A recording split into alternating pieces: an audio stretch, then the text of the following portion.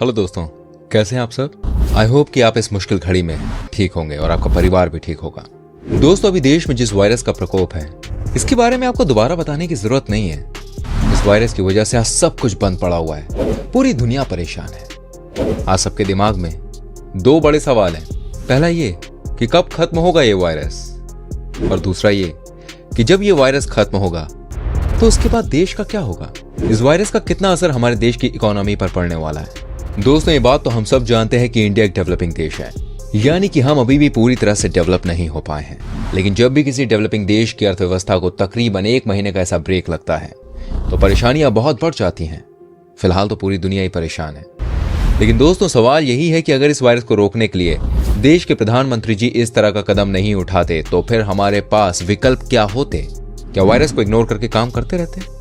अगर ऐसा होता ना तो कुछ दिनों बाद देश ही काम करने लायक नहीं बचता। तो उस लिहाज से देश के प्रधानमंत्री जी ने बहुत अच्छा निर्णय लिया है। अब हम बात करते हैं कि आखिर वायरस के कहर के खत्म होने के बाद क्या देश एक फिर से उठकर खड़ा हो सकता है? क्या हम दोबारा रफ्तार हासिल कर पाएंगे? क्योंकि कहा जाता है कि इस वायरस को आप अपने शरीर से तो हटा सकते हो, अपने जीवन से नहीं। जी हाँ, इसका मतलब यह है कि अगर हमारा शरीर इस वायरस को हराने में सफल हो भी जाता है तो क्या खराब आर्थिक स्थिति जिसकी आशंका जताई जा रही है उससे देश उबर पाएगा? दोस्तों, आप ये हमारा वीडियो एंड तक देखिए, हम आपको देंगे पूरी जानकारी। आज हम आपको क्लियर कर देंगे कि अगर देश के लिए बुरा समय भी आया तो हम कितने नीचे तक गिर सकते हैं, और अगर सब कुछ नॉर्मल भी रहा तो क्या हम जीडीपी में ग्रोथ की उम्मीद कर सकते हैं या नहीं।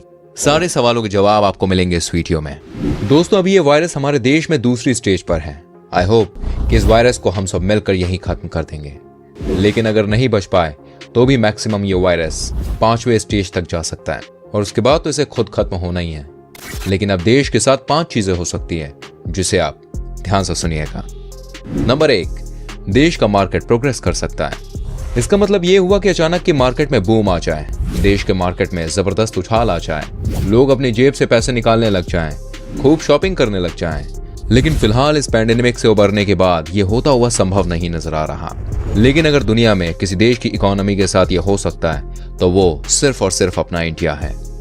नंबर 2, देश का मार्केट स्टैग्नेशन पर रहेगा। अगर इस पैंडेमिक के बाद भी हम जहां थे वहीं रहते हैं तो भी हम विनर हो सकते हैं। इसका मतलब ये है कि देश को इन 21 दिनों के लॉकडाउन से बहुत ज्यादा फर्क नहीं पड़ा। हमारा जो बिजनेस जैसा था वो अगर वायरस के जाने के बाद भी वैसा ही रहा तो देश के लिए नॉट टू वरी। नंबर 3, देश में आएगा रिसेशन। दोस्तों, यहां से हमारे लिए परेशानी बढ़ सकती है। अगर मार्केट में रिसेशन या व्यापारिक मंदी आ गई तो समझिए बहुत सारी नौकरियां जाएंगी, बहुत सारे छोटे बड़े शॉप्स बंद होंगे, बहुत लोगों की लाइफ पर इसका डायरेक्ट असर हो सकता है, काम धंधा बंद हो सकता है, इसकी आशंका जताई जा रही है। नंबर 4, देश में आ सकता है डिप्रेशन। दोस्तों, डिप्रेशन का मतलब तो आपको पता ही होगा। ये सिर्फ किसी के इंडिविजुअल लाइफ पर ही नहीं अटैक करता बल्कि पूरे के पूरे देश को भी अपना शिकार बना लेता है। इकोनॉमी डिप्रेशन का मतलब होता है ज्यादातर काम धंधा पूरी तरह से शटडाउन हो जाना। इसका मतलब होता है कि लॉकडाउन के बाद शटडाउन, यानी कि आपकी हिम्मत ही नहीं हुई अपने काम को दोबारा शुरू करने की। इसका फर्क ना सिर्फ आपको पड़ेगा बल्कि उन सबको पड़ेगा जो आपसे डायरेक्ट बेनिफिट या अटैच थे। देश को उबरना मुश्किल हो जाता है यहां से। नंबर 5, क्या हम भी स्पेन इटली की तरह डीप डिप्रेशन में जा सकते हैं? दोस्तों, एक बात तो तय है, इस वायरस की वजह से आधा से ज्यादा यूरोप तबाह हो चुका है। स्पेन और इटली में हजारों लोग मारे जा रहे हैं। लेकिन इन दोनों देशों के लिए अभी सबसे बुरा समय आना बाकी है, द वर्स्ट टाइम। और वो होगा जब ये चीनी वायरस से उबर जाएंगे। उसके बाद कई देश महीनों महीनों तक के लिए बंद हैं, अर्थव्यवस्था की अब कोई व्यवस्था रही नहीं। ऐसे में इन देशों में डीप डिप्रेशन आना तय है। तभी तो देश के प्रधानमंत्री सबसे हाथ जोड़कर रिक्वेस्ट कर रहे हैं कि प्लीज आप अपने घरों में रहिए। अगर हमने इन 21 दिनों में इस वायरस को देश से उखाड़ फेंका तो हम सब इस स्थिति में जाने से बच सकते हैं। दोस्तों, ये तो थी वो 5 चीजें जो कि हमारे देश के साथ हो सकती हैं। इनफैक्ट हर देश के साथ इन 5 पॉइंट्स में से कोई एक होना है। लेकिन आज सिर्फ फोकस है अपने देश भारत के ऊपर।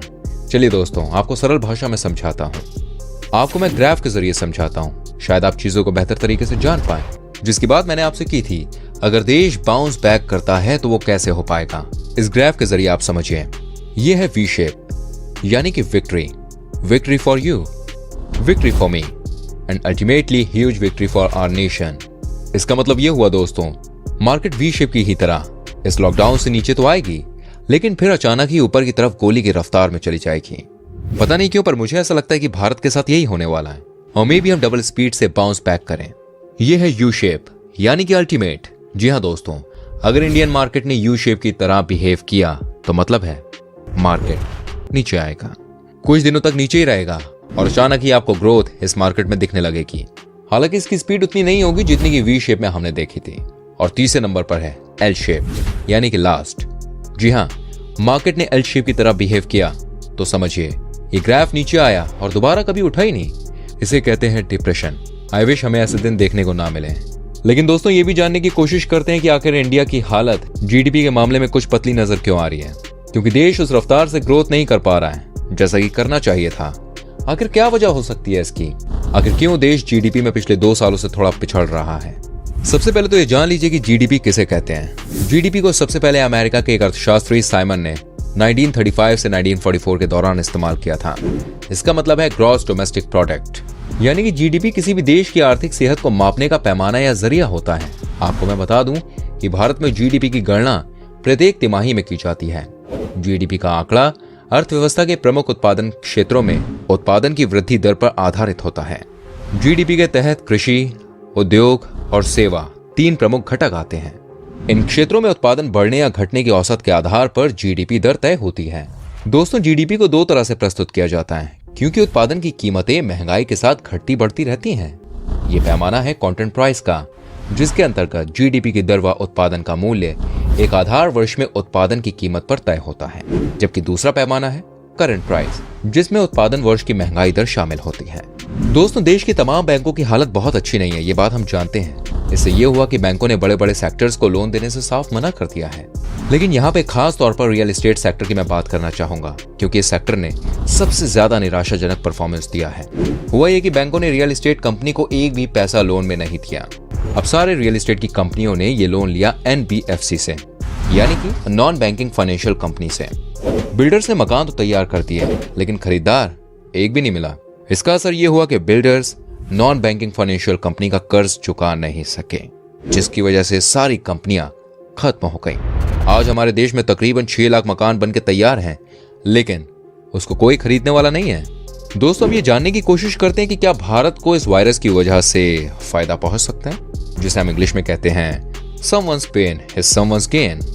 दोस्तों देखिए, एक उम्मीद की किरण नजर आ रही है, क्योंकि अमेरिका और चीन के बीच में ट्रेड वॉर चल रहा है। अमेरिका के प्रेसिडेंट भी हमारी तरह इस वायरस को चीनी वायरस कह रहे हैं, जबकि चीन के प्रेसिडेंट का ऐसा कहना है कि चीन में ये बीमारी अमेरिका ने फैलाई है। लेकिन ये बात तो हम भी जानते हैं और आप भी जानते हैं कि अब अमेरिका और चीन के बीच अच्छे संबंध नहीं रहे। इसका मतलब साफ है कि अमेरिका अपनी कंपनियों को चीन से फैक्ट्री हटाने को कह सकता है। ऐसे में भारत के पास मौका होगा कि वो इस मौके पर चौका मार दे।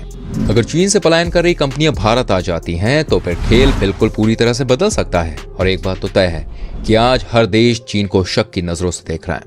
सबको ऐसा लग रहा है कि ये चीन ही है जिसने सबको मौत की चादर में सुलाने का काम किया है। दोस्तों, हम सब जानते हैं कि जब भी कोई मुश्किल घड़ी आती है तब मौके भी आते हैं। आइए आपको ये भी बता दूं कि जहां इस वायरस से पूरी दुनिया परेशान है, वहीं कुछ इंडस्ट्रीज ने इस समय अपना काम डबल कर लिया है। जानते हैं इस वायरस की वजह से कौन सी इंडस्ट्रीज को सबसे ज्यादा फायदा हुआ है? Online marketing, online product seller, live streamer, media, logistics and delivery, video conferencing companies and medical.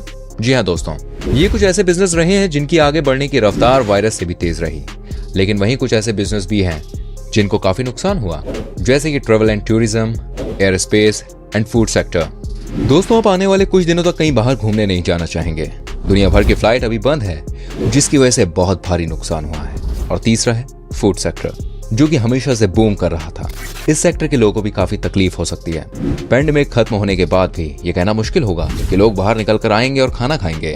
अगर भारत को रिसेशन और डिप्रेशन से बचना है तो उसे इस देश की जनता ही बचा सकती है, क्योंकि रिसेशन और डिप्रेशन मार्केट में तभी आता है जब लोग अपने फ्यूचर के डर के मारे पैसे सेव करने लग जाते हैं। अगर लोगों के मन से भय हट गया तो लोग मार्केट में पैसे लगाएंगे और देश को बचाएंगे।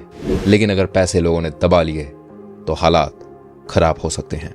तो दोस्तों, हमने आज की वीडियो में आपके सामने पेश किए भारत के कुछ अनुमानित तथ्य, जिससे हम थोड़ा बहुत अंदाजा लगा सकते हैं कि आने वाले टाइम में क्या हो सकता है हमारे देश के साथ। इस विषय पर आपकी क्या राय है, हमें कमेंट करके जरूर बताएं। वीडियो अच्छी लगी हो तो इसको प्लीज लाइक करें, इसको शेयर करें। ऐसी और वीडियोस देखनी है तो एक छोटा सा काम कीजिए, हमारे चैनल को सब्सक्राइब कीजिए और बेल आइकन को प्रेस कीजिए।